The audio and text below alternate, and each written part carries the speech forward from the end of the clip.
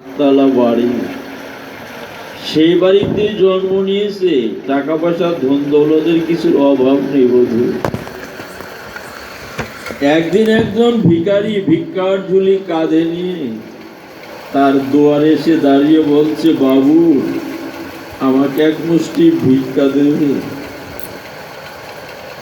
উপর তলায় দাঁড়িয়ে বাবু বলছে, ও ভিখারি, এই যে নগরে নগরে ভিক্ষা করো, ভিক্ষার চাল চাউলের অন্ন কেমন লাগে গো?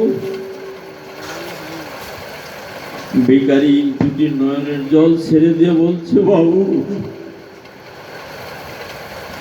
ভিক্ষার চাউলের অন্ন যে কেমন স্বাদ তোমাকে আমি বুঝাতে পারবো না। যদি কোনোদিন তুমি এই ভিক্ষার ঝুলি কাঁধে নিয়ে লোকের দুয়ারে দুয়ারে গিয়ে ভিক্ষা করে এনে রন্ধন করে সেবা করতে পারো, সেই দিনই তুমি বুঝবে ভিক্ষার অন্যের কেমন স্বাদ। হরিবল হরিবল হরিবল। ছেলে, তুমি তো কোনোদিন দুঃখ করনি, দুঃখ পাওনি, তুমি কি দুঃখের বেদনা বুঝবে বলবো? গোবিন্দ আমার নয়ন জলে বুক ভাসাইয়ে শ্রীমতী রাধারানীকে বলল, রাধে আমি কি কোনোদিনই তোমাদের মতো কাঁদতে পারবো না? রাধারানী বলল, পারবে যদি কোনো ভক্তের স্বরূপ আশ্রয় করো, সেদিনই তুমি কাঁদতে পারবে বধূ, যেদিন তুমি একজন ভক্তের শরণ আশ্রয় করবে। সেই ভক্তের যদি কৃপা হয় তাহলে তুমি কাঁদতে পারবে। গোবিন্দ মনে মনে ভাবলো, এই বৃন্দাবন মাঝে যার প্রেম ঋণের দায়ে আমি 84 করে বৃন্দাবন বিকিয়ে দিয়েছি, আর আমার দাঁড়ানোর জায়গা নেই, একমাত্র রাধারানীর চরণ ভিন্ন, আর আমার দাঁড়াবার জায়গা নেই। তাই গোবিন্দ শ্রীমতী রাধারানীর চরণ দুখানি নিজ বক্ষে জড়িয়ে ধরে বললেন, রাধে তুমি আমাকে কৃপা করো। তুমি যদি কৃপা না করো তাহলে আমি তোমার মতো হা কৃষ্ণ গোবিন্দ বলে কাঁদতে পারবো না। হরিবল হরিবল। আর কি বললেন, আমি তেজি কালো বরণ করিব ধারণ, তোমার অঙ্গের কান্তি, জয় রাধে বলিয়া কাঁদিয়া বেড়াব গো, অশ্রু জলে হব শান্তি, আমি লয়ে ভক্ত গণ করিব কীর্তন, আমার স্বভাব সারিবে দেহ। ওরে জয় রাধে বলিয়া নদের ধুলায় গরি দিব গো, আমায় রাখিতে নারিবে কেহ, আমি ধুলায় গড়া গড়ি দিব, মুখে জয় রাধে শ্রী রাধে বলে আমি ধুলায় গড়া গড়ি দিব। আর কি বললেন, আমার ব্রজের খেলা ছিল দৌড়া দৌড়ি, ব্রজের খেলা ছিল, এবার নদের খেলা হবে ধুলায় গড়ি, ব্রজের খেলা ছিল দৌড়াদৌড়ি আমি রাখালদের শোনে ধেনু বৎস নিয়ে বৃন্দাবন বনে কত দৌড়াদৌড়ি করে খেলেছি, কত নিত্য নতুন খেলা খেলেছি, বিনোদ খেলা। এই কলিযুগে আমি আর খেলতে আসিনি। আমার ব্রহ্মদের খেলা হবে ধুলায় গড়ি, আমি ধুলায় পরে গড়ি দেব জয় রাধেছি রাধে বলে ধুলায় গড়া গড়ি দেব। তাই কি করলেন? রাধা কৃষ্ণ এক আত্মা দুই দেহ ধরি অনন্য বিলাসে রস আস্বাদন করি, সেই দুই দেহ এবার একত্র হইয়া অবতীর্ণ হল গৌর সোনার নদিয়া। গৌর হরি আমার নবদ্বীপে অবতীর্ণ হলেন। দেহটা কেমন? রাধা কৃষ্ণের মিলিত তনু, ভেতরে কৃষ্ণ আর বাহিরে রাধা। তো মহাজন বললেন একটা সোনার কৌটো, এই কৌটাখানা সোনার, এর মধ্যে একটা নীলমণি পাথর দিয়ে যোগমায়া উপরে ঢাকনা দিয়ে দিলেন। গোবিন্দের লীলা হচ্ছে যোগমায়া আশ্রিত লীলা। তাহলে কৌটাটা সোনার, এর মাঝে হচ্ছে নীলমণি পাথর। নীলমণি পাথর হচ্ছে আমার অনাদিরাদি গোবিন্দ ভগবান শ্রীকৃষ্ণ, আর বাহিরের আবরণটা হচ্ছে শ্রীমতী রাধারানী। এটাই হচ্ছে গৌরু। জয় গুরু জয়। তো নবদ্বীপে তো অনেক ভক্তবৃন্দ আছেন। আজকে কি করেছে? প্রভাতে উঠে একজন বৈষ্ণব ভিক্ষার ঝুলি কাঁধে করে সুরধনী গঙ্গার কিনারা দিয়ে হেঁটে আসছে। গাইতে গাইতে আসছে। বাবা কি গাচ্ছে, কি গান গাইছে?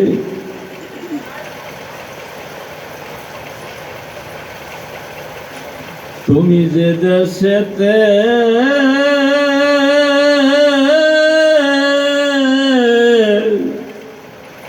ঠাকুরে দরদি, আমি সেই দেশের ভিখারি হব।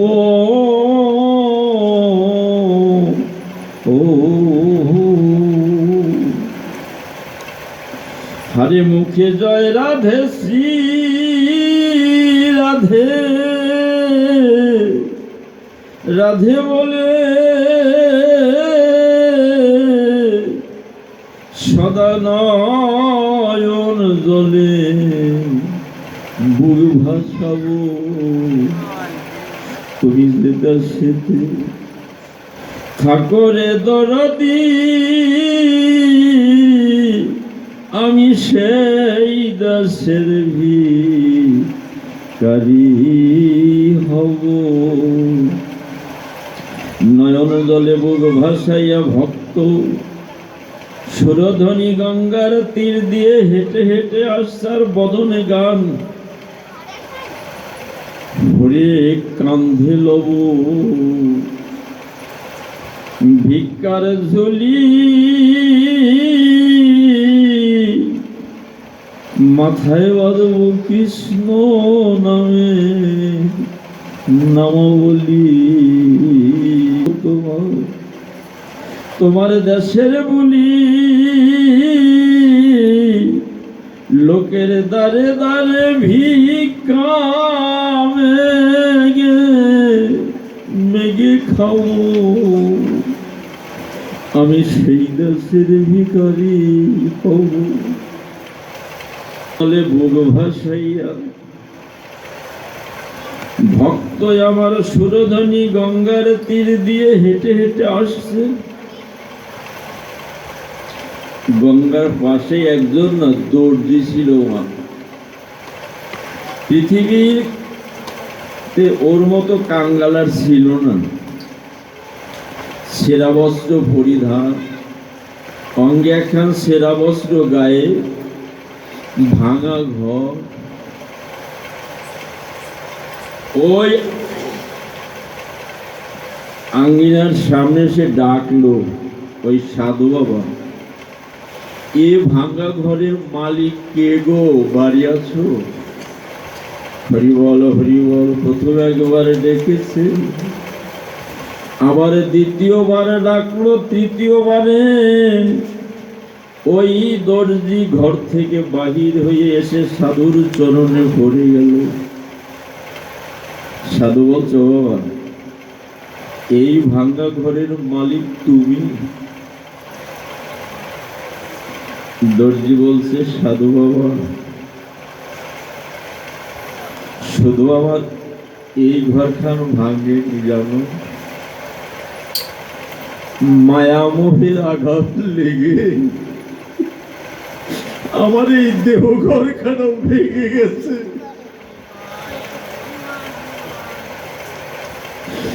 মায়ামোহের আঘাত লেগে লেগে আমার এই দেহ ঘরখানা ভেঙে গেছে। তুমি বলে দিতে পারো কিসে আমার এই ভাঙা ঘর আমার জোড়া লাগবে? তাই তো যেদিন আমরা এই পৃথিবীর বুকে এসেছিলাম, মাতৃ গর্ভ থেকে ভূপতিত হয়েছিলাম, সেদিন আমার দেহখানা পূর্ণ ছিল। ধীরে ধীরে এই দেহে যৌবন চলে এলো। যৌবনের উন্মাদনায় মত্ত হয়ে গৌর সত্তা ধীরে ধীরে বিসর্জন দিতে লাগলাম। তাই মহাজন বলল, যখন দেহে গৌরাঙ্গ আসিবে, দেহ গৌর হইবে, নিত্যানন্দ থাকিবে সাথে। যখন দেহে পূর্ণ যৌবন এসেছিল, তখন গৌর হরি পূর্ণভাবে দেহে ছিল গো, তার সাথে নিত্যানন্দ প্রভু ছিল। আত্মসুখের বশীভূত হইয়া ধীরে ধীরে সেই গৌর সম্পদ বিসর্জন দিতে লাগলাম।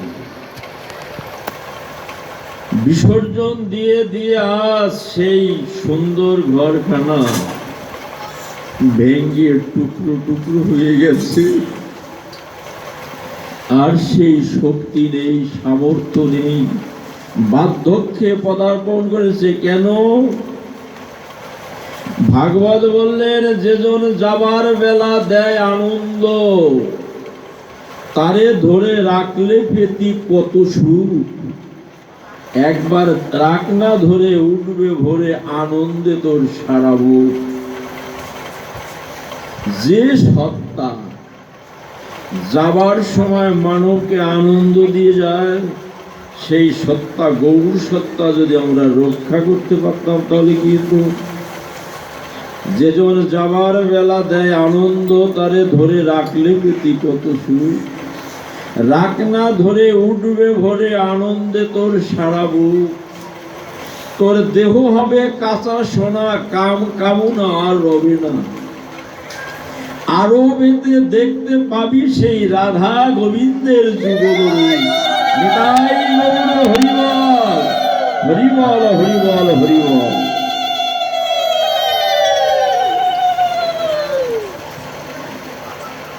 তাহলে কি হতো? আরবে বসলে না গোবিন্দের রূপ দর্শন হতো, গৌর রূপ দর্শন হতো। যাই হোক, দর্জি গললগ্নি কৃতবাসে সাধুর চরণে পড়ে গেলেন। সাধু বাবা, আমার শুধু একখান ঘর ভেঙে যায়নি, মায়া মোহের আঘাত লেগে লেগে আমার এই দেহ ভাঙানো ভেঙে গেছে। তুমি আমাকে কৃপা করো সাধু বাবা, বলে দাও কিসে আমার এই ভাঙ্গা ঘর আমার জোড়া লাগবে। সাধু বাবা বললো, ও বাবা, তোমার ভাঙা ঘর তুমি জোড়া লাগাতে চাও, তাহলে ভক্ত সঙ্গ করো, ভক্ত সেবা দিও। কাঙ্গাল দর্জি কি দিয়ে ভক্ত সেবা দিবে বলুন? ঘরে বসার একখানা আসন নেই, ভালো একখানা থালা নেই, নিশীথে সবাই ঘুমিয়ে পড়ে, আর ওই কাঙ্গাল দর্জি বসে বসে নয়ন জলে বুক ভাসাইয়ে কাঁদে। গৌর হরি,